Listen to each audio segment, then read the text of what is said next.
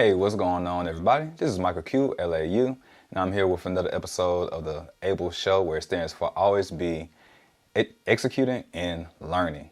And I stumbled up on that E because during the month of Black History, we're going to be turning that E from execution to education, as we're going to be talking about the little known, unknown Black history facts that happened throughout the course of our history of the world. All right, so in yesterday's episode that I did an episode talking about the little known facts about the reading rainbow. And the little known fact was that Shaka Khan actually sung the song in the third iteration of it. And that was done on January 3rd in 2000 after Y2K. All right. So that was a little known, unknown fact. But then today we're going to be talking about the host of the Reading Rainbow, LeVar Burton, who did incredibly, exceptionally well during his entire tenure with the Reading Rainbow. But then he also got a start in one of the iconic shows, Roots, and then also in Star Trek. So I'm going to read through a list of different things that he was able to accomplish over the course of his career. But to start off, he was born on February 16th, 1957, from the mother of from a teacher, an educator, English teacher at that, and the father of a photographer from the Army. And strange fact, well, weird fact, he was actually born in Germany. And I know all too well was like living in Germany, not in 1957, but I'm born, 30 years later, but I'm born in Stuttgart, Germany, as my dad served in the Army. He eventually retired. And strangely enough, when they moved to the United States, they moved to San Francisco, which is actually where I moved the first time that I touched U.S. soil, when I touched U.S. soil. So little commonalities and parallels. And one interesting fact that I found out is that he learned how to read from his older sister, Leticia. And going through just the history of him learning and inspiring in the generations of the world, generations and generations in the entire world, to really pick up a book, or to take a look and pick up a book and find out information, is just really inspiring how that one flame was able to light the entire world, generations to come. All right, so to go through some of the accolades that he went through, and it's pretty long, so I will be doing a lot of reading. I don't want to say a lot of reading. It's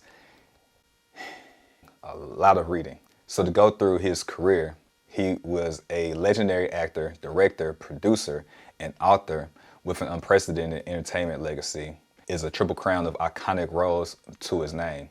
And he's won 12 Emmys, a Grammy, a Peabody Award, 5 NCAA awards, and most recently an inaugural Lifetime Achievement Awards at the Children's and Family Emmys. And that was back in November 1st, 2022. To be awarded a Lifetime Achievement Award is great within its own self. Outstanding, tremendous. But to be like the first of its own kind, that's a tremendous honor. And that just goes to show you the legacy that and impact that he had throughout his whole entire career.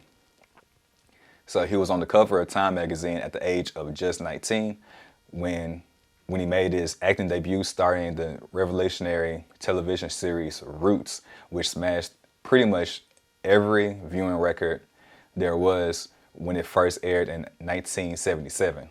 To this day, the finale of that famous series stands as one of the most watched episodes in television history.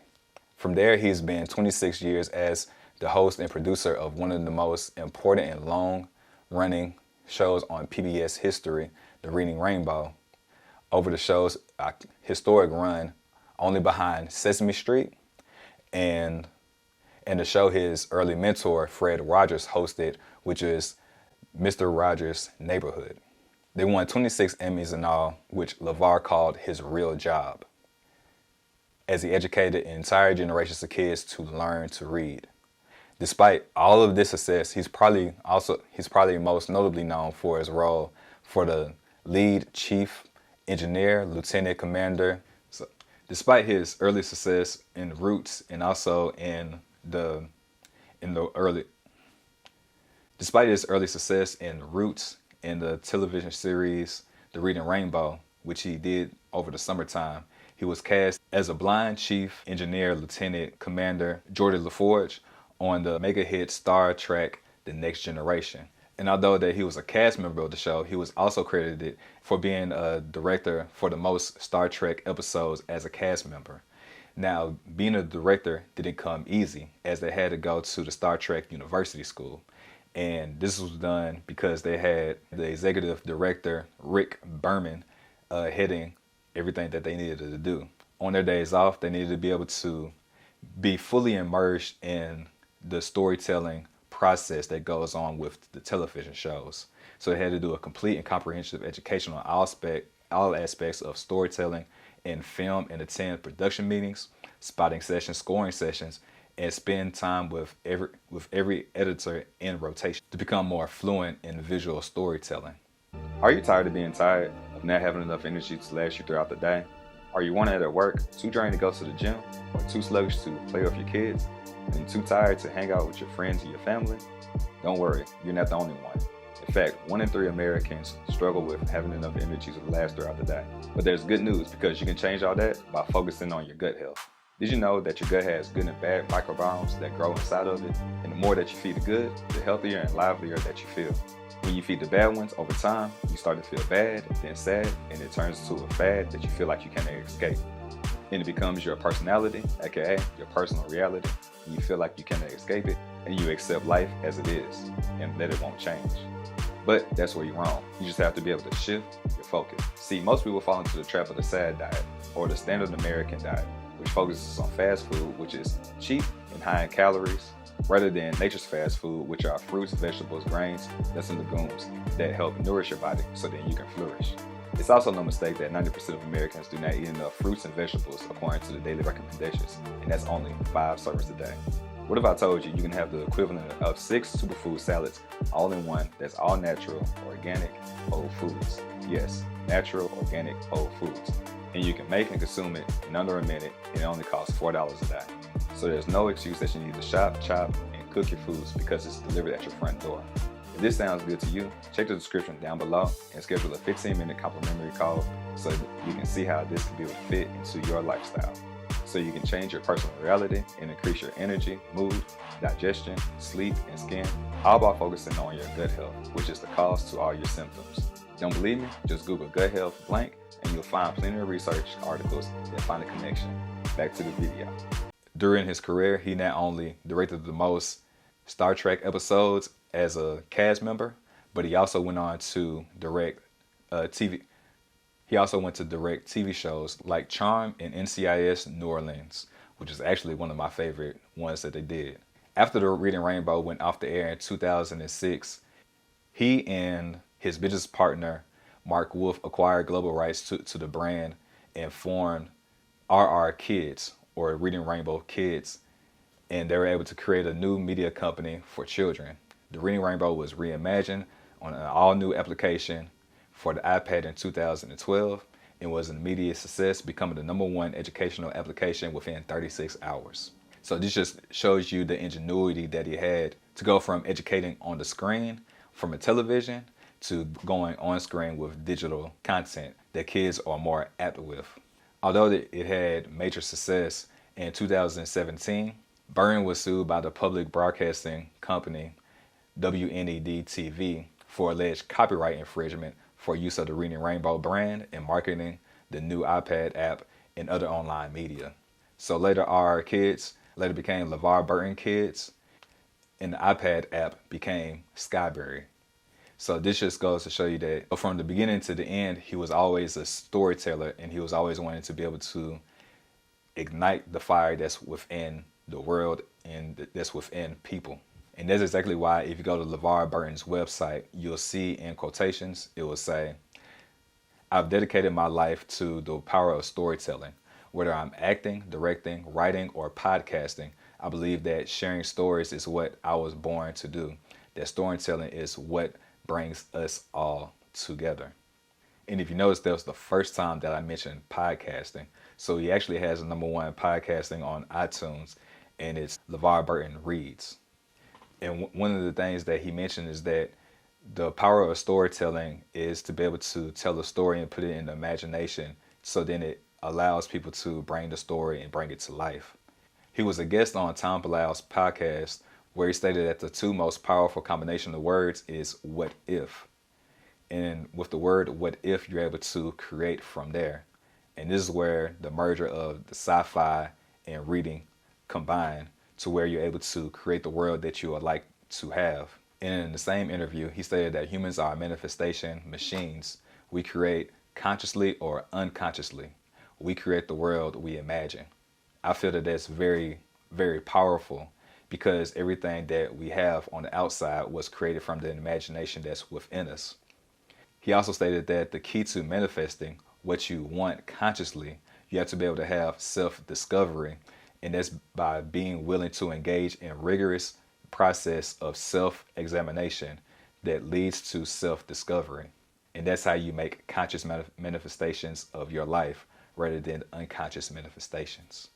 So it's all about understanding who you are as a person and what was put inside of you, and allowing that to be able to come out.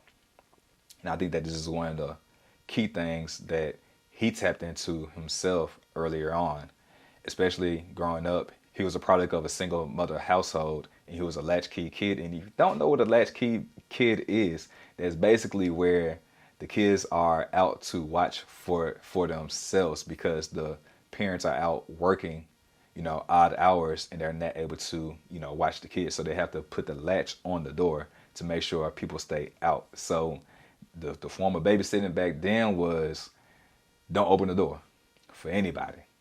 All right, so that's what a latchkey kid is. So not only was he a latchkey kid, but then he also grew up in the 1960s, where they had a lot of segregation. And during this time, blacks were seen as inferior. But as you can see, in 2022, he was awarded with the inaugural Lifetime Achievement Award for the Family and Children Emmy. And I think that's very important, because it shows you how you can overcome any situation that you're in if you use your imagination and really use the passion that's within you, so then you can apply that to your purpose and execute on everything that you're doing.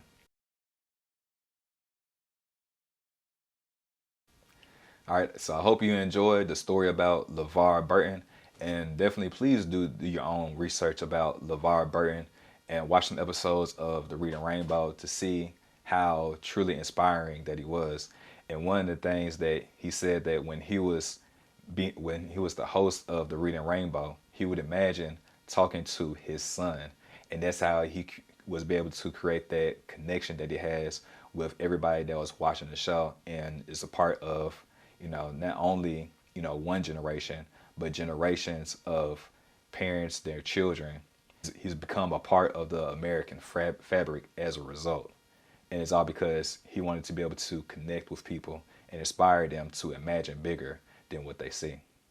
And this just goes to show you the power of your imagination, because who would have imagined that LeVar Burton would have went from starring in his first scene in the breakout role of Roots, where he was a slave playing Kunta Kinte. And it was really the first depiction of slavery from the African American perspective, where all other versions came from the European perspective, which was vastly different than what they had seen from the beginning. And it was a breakout role. He landed on the front page of Times Magazine, and then he would later go on to be the host and the executive director of The Reading Rainbow, where he would bring in the wave of literacy for children all over the world. It was notable that he said that literacy is a human rights issue. So he began with playing in the role of Kunta Kinte, which depicted a human rights issue, a struggle that was going on for hundreds of years. And it really galvanized the African American community and really impacted the nation as a whole to be able to see the brutality that happened throughout slavery. And then he goes on to be pretty much the person that inspired people to read, use their imagination by looking in the book, by taking a look that was in a book and be able to be inspired using their imagination to become anything that they wanted to become. And then later on, he goes on to become the chief engineer for Star Trek, The Next Generation, as they explored the final frontier. To learn more information about Purium and the family of products, check out the description down below to set up a 15-minute complimentary call, and you can also check out the website. You're just one click away for a better life. Your health is too important to continue to push it off. Go ahead and check out the website and see if a product fits you. And it's interesting because he was one of the few African Americans that starred on the show. So it also gave African Americans something to aspire to, that we can see ourselves in outer space as well, that we're actually a part of the civilization moving forward. So going from roots to the Reading Rainbow to going into the future, he's a part of the past, present, and the future of the way that we use our imagination today. And I think that's a powerful purpose that he has within himself, that he was able to put out into the world by the power of storytelling. And especially with the podcast that he has, the LeVar Burton Reads, I think that's a truly powerful. I think that LeVar Burton doesn't get as much credit as he should be getting, and as much notoriety as he could be having in this time of age, as things have shifted from the TV screens to the screens that are right in front of you, to now the imagination between your ears as people listen to podcasts. So if you enjoyed this video, definitely go ahead and check out this video that I did on the other day, talking about the little known facts about the Reading Rainbow, how Shaka Khan sung the theme song on the third time around when it was going through its third reiteration. All right, and if you enjoyed this, go ahead and like, share, and subscribe. Smash that notification sign as well. And then tomorrow I'll be dropping another Black History little known unknown fact, as I'm going to be talking about the African Americans that set up shop on the Hawaiian Islands as they set up school. And little known unknown fact that the Underground Railroad didn't just go from south to north. It also went out west, and way out west, out past the west coast as well, all the way out in Hawaii. So go ahead and tap in, never tap out. And I'll see y'all next time. As always, y'all stay infinitely fit and for infinitely blessed.